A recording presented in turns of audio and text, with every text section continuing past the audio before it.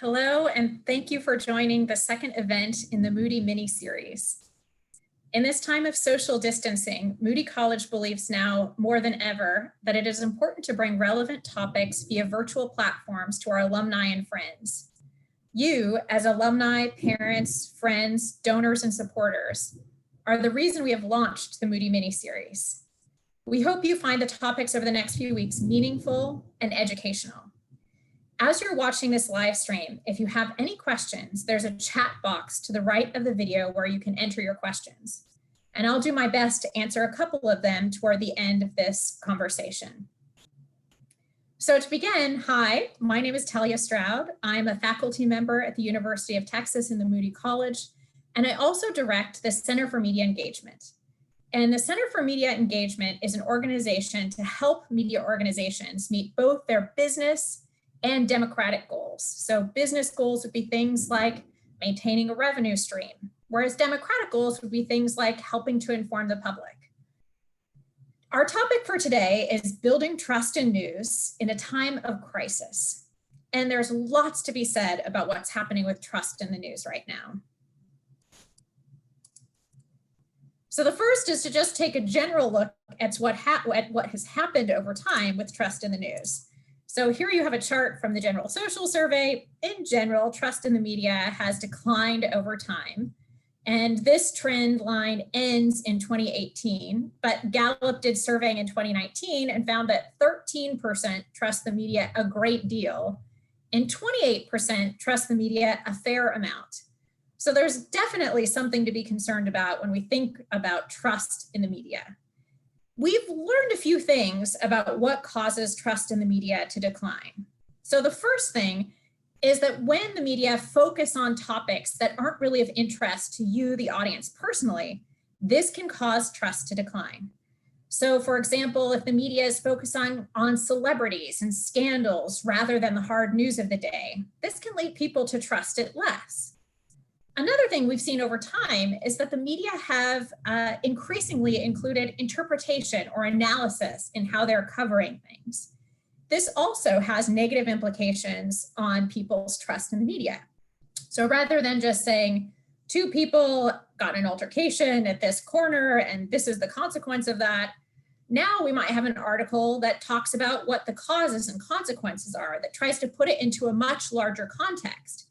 And putting things in a much larger context, including this analysis and interpretation, can leave moments within the article and reporting for people to question whether or not that is a trustworthy piece of information. One of the other ways in which we know that trust has declined is we receive signals that the media is not trustworthy from sources that we actually trust.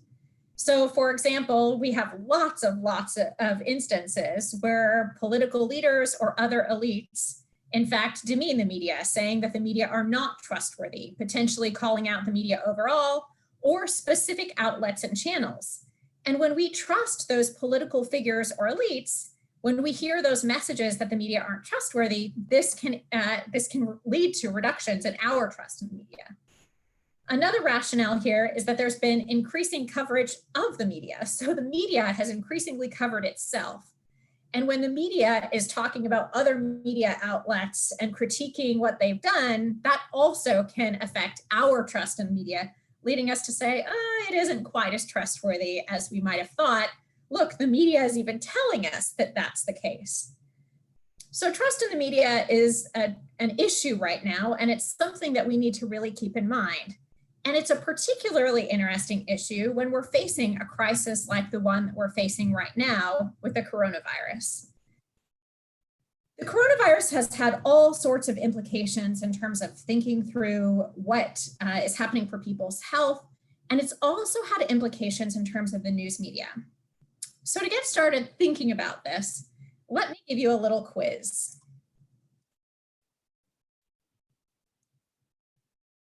So if you look here, the question is, has the coronavirus helped, hurt, or had no effect on the following businesses? Video conferencing, restaurants and bars, and news organizations. The first two are probably pretty easy. For video conferencing, coronavirus has been helpful for the bottom line. For restaurants and bars, it has definitely hurt the bottom line. But for news organizations, this is a little bit of a tricky one. And I would argue to you that it is in fact hurt news organizations. Here's what's happening right now. We have a situation where more and more people are going to news organizations to find information, particularly local newsrooms, because the coronavirus has local implications and people are craving that information. So news organizations across the United States have reported page views increasing and increasing as people have been going for this sort of information. This is great. And I think the gut reaction is to think, oh, great, news organizations are getting lots of page views, so surely they're doing great. But this really ignores the bottom line reality that's facing a lot of newsrooms right now, which is a good share of their revenue comes from advertising. And in the advertising realm, the news is not so great. So reports are out that ad sales are down 27% for local broadcast news stations. Another report looked at executive level publishers, and 85% said they expected a decline in ad revenue. 88% expected to miss their business goals due to the outbreak.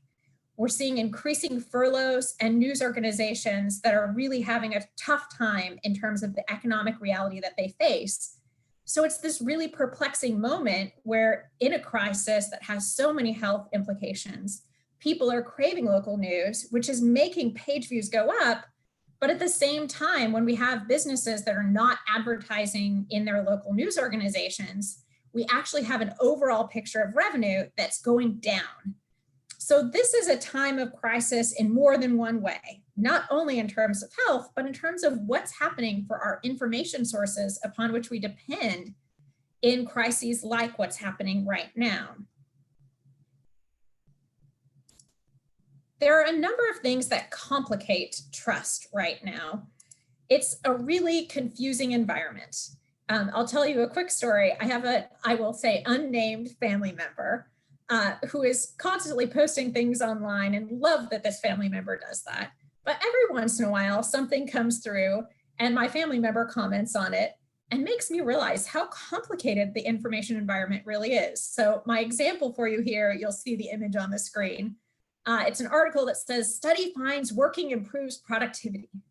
And my dear family member, after seeing this, said, oh my goodness, I can't believe that people do research on these things. I hope that this wasn't supported with funding from anyone. And of course, after you look at it closely, this is from The Onion, which for those people who are familiar with it, this is a satirical site. It's not meant to be real news. And so in an environment where news from The Onion circulates alongside news from legitimate news sources, it's definitely understandable why people get confused. But it makes it really complicated for organizations that are trying to share trustworthy information in this environment. And of course, there are far more insidious forms of mis and disinformation than The Onion. One of them is what has now become popularly known as fake news. And fake news is really a tricky concept for news organizations.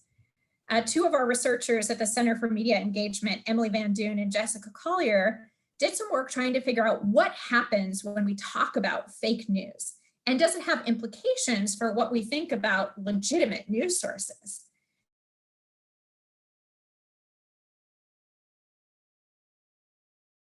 I think real news happens to be.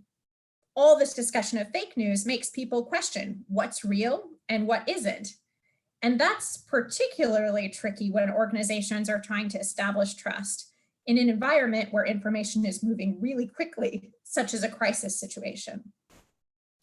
So what are news organizations supposed to do in these sorts of tricky circumstances? Well, there are a couple of tips out there. The first is thinking through fact checking. So making sure that you're trying your best to address the information in a community that might not be true and alerting people as to what the correct information might be. Here in Austin, we had a rumor go around early on in the coronavirus epidemic as it was taking place here that said that there was a local woman who went to the HEB as a coronavirus, with a coronavirus positive test, and that she had gone into the grocery store. And people were outraged. How could this be true? How could this be happening here in Austin, that someone who has the coronavirus is just going into HEB? Well, local news organizations started getting calls about this and they fact checked it. And it turned out that this woman had posted something online, but that she meant it only in jest. So they reported out that this is not correct. And that helped people to understand what is happening and what's not happening. And I think it also served as a cautionary tale about joking in this sort of environment. Another tip for organizations as they're trying to maintain trust in this complicated misinformation environment is to use caution in using new URLs. If you have an established URL that's been trusted, creating a new one that's responsive to COVID or coronavirus, that can actually cause more confusion because on social media, as an example, where so many people go to access information that directs them to news organizations, you're seeing a flood of different news organizations and friends. And some of those organizations will be familiar to you, but not others. And so if news organizations are creating new URLs that don't have the background and the trust behind them that's been built up over time, that can be particularly problematic. So one way to maintain trust in this fake news era is to rely on the brands and URLs that have gotten you to this point, essentially, rather than creating or trying to create anything new.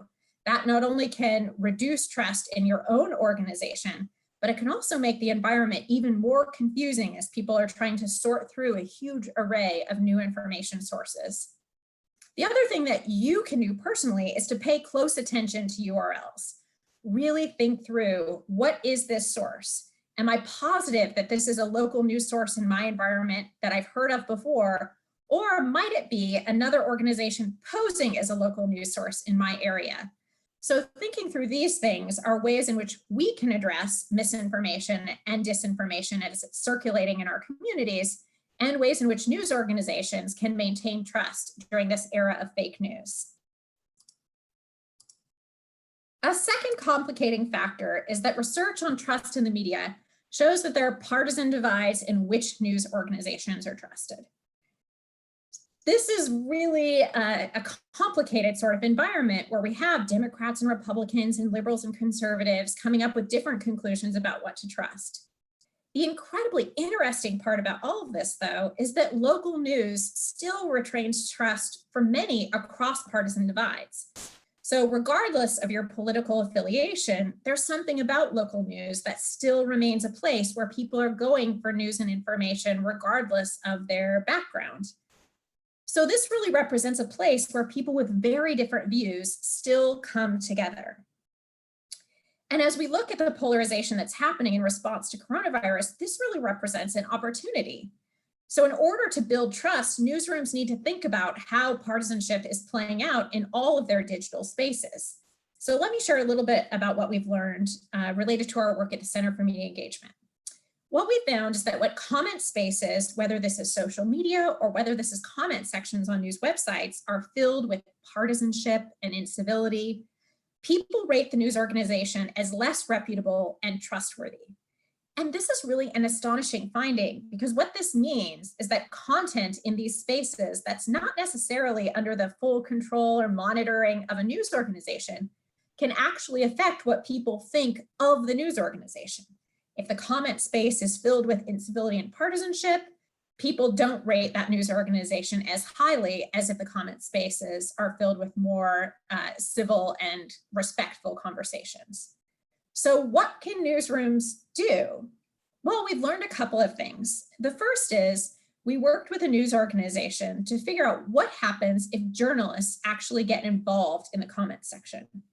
Journalists are seen as respected people in many different communities. And when absolutely no newsroom presence occurs in the comment section, it leaves it as almost a free-for-all in terms of what you can say and what you can do. So when you allow journalists to get involved in the comment section, what we found is that that reduces the level of incivility in these spaces. So when journalists are there answering questions, posing questions, helping people to navigate the information environment, and really showing an interaction with their community, this can help to create a better space for people to have conversations. And they do have conversations there that can go across these partisan divides. The second thing that we've evaluated is how does the architecture of comment spaces or spaces where people come together to discuss important political issues, how does that actually work? And one thing we noticed right away is, isn't it interesting that we chose buttons such as the like button that people can use to indicate their agreement with another comment? And like really is an interesting word choice. It does seem to signal, I agree with that perspective. I like that perspective. And so we got to thinking, are there ways that you could change the architecture of these commenting spaces in order to encourage people to think not about agreeing and disagreeing, but to think in a different way about how they enact their partisanship online? And so we did a study where we did something really simple. We just replaced the like button with a respect button. So everyone in the study saw exactly the same comment section. We just swapped out whether it was like or respect. And what we found is that when we use the respect button, in some cases, not all, but in some cases, partisans were more likely to respect the view of someone else that they didn't agree with politically than they were to like it. So a Democrat might be willing to say, I respect a Republican view, even though they would never press the like button. It's not a cure-all to be sure, but I think it points to how so many of the subtle decisions that we make about comment section architecture and the architecture of digital spaces influences the way that people react and the way people approach that space. This respect button has been adopted by numerous news organizations around the US and around the world. And I think that thinking more about the architecture, not just one button, but overall, there's so many aspects to that space, can help newsrooms create digital spaces that are more collegial, that are more civil. And the consequence of that could be more partisan respect across these lines of difference that we see that are so problematic, not only for our democracy, but they're also problematic for news organizations' bottom lines as they're thinking about the relationship between trust and what people are doing in these spaces. The other thing I'll say here is what you can do is think carefully about your own behavior in these spaces and how to promote understanding. The crisis today has these features to it, but it also represents an opportunity for newsrooms. So the increase in page views means that news organizations have the chance to get new eyeballs on their content that may have never been there in the past. And there are so many interesting experiments that are taking place right now to try to build trust. I have to share one that makes me smile. Houston's ABC 13 Eyewitness News has a feature where they will have newsroom staff give you a type of virtual hug. And they include the script that you see on the screen right now so that you can fill out a form and they'll get in touch with you. What an interesting and innovative way to think about building trust. We've done research at the Center for Media Engagement on a couple of other ways to instill trust.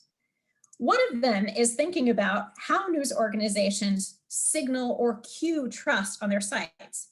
So when you go to a news site that you've never been to before, what do you notice? How would you know whether that's a really reputable site or not a reputable site? And there are a number of organizations that are working on exactly this problem. One that we partnered with, known as the Trust Project, is trying to think through what are the types of signals of trustworthiness that can help people distinguish among different sites. So they include things like including biographies about reporters. They include citations to material that you're including in a news article.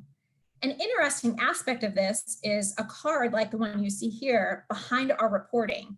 This is one that was adopted by the McClatchy organization. And in this box, what they're trying to do is inform people why they made the decisions that they made. Why is it that the news organization is reporting on this particular topic? And what was the due diligence that they went through in order to report on it?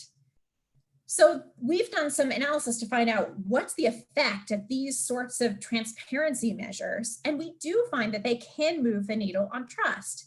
So providing people with more indications of who people are that are doing the reporting, of why reporting decisions are being made, of what citations or what sources are being used to support claims being made in the reporting. All of these can help news organizations to cue trust.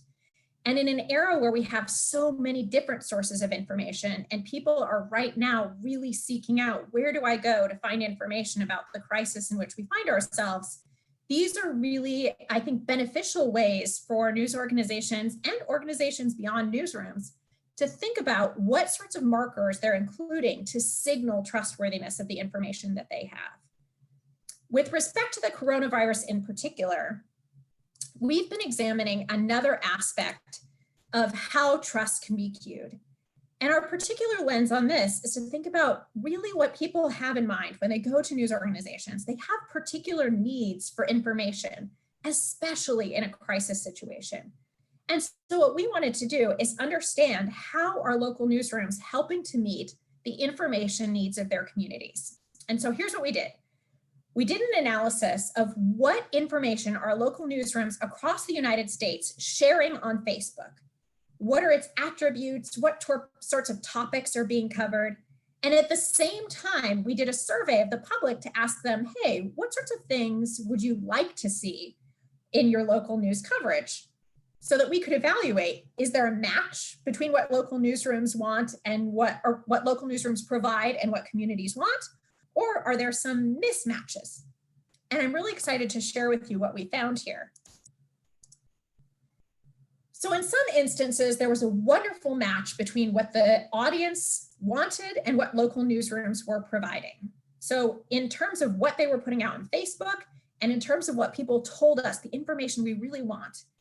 This included information about the local government response. And this was done, I should mention, partway through March.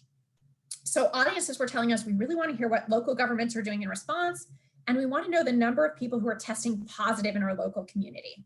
And both of these were provided quite frequently in how news organizations were covering the coronavirus. There also were categories in which audiences wanted less and local newsrooms didn't provide tons of it.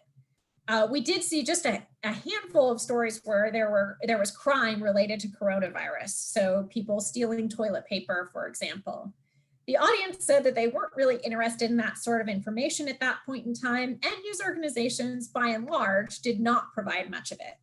So these cells are actually the really good ones because they indicate that news organizations are being really responsive in a time of crisis to what the public really wants when they're looking at local news. The others are important to think about too, the other diagonal in this chart. The first is the audience didn't really express a huge appetite for this, although I'll say overall audiences were interested in all information related to coronavirus, but they rated these as a little bit less of interest compared to some other topics. And newsrooms provided a great deal of this sort of information. So this included the economic effects of the crisis, and it also included responses from non-critical businesses. And what I mean by non-critical businesses would be those not including hospitals, for instance, or grocery stores, but perhaps this would be a response from a local gym. And people were less interested in that sort of information, even though we saw quite a bit of that information coming from local newsrooms. And the final cell, I think, is the real opportunity cell and helps us tie together what we've been talking about so far today, which is the audience really was craving this sort of information, but there wasn't a ton of it out there when we were doing this surveying.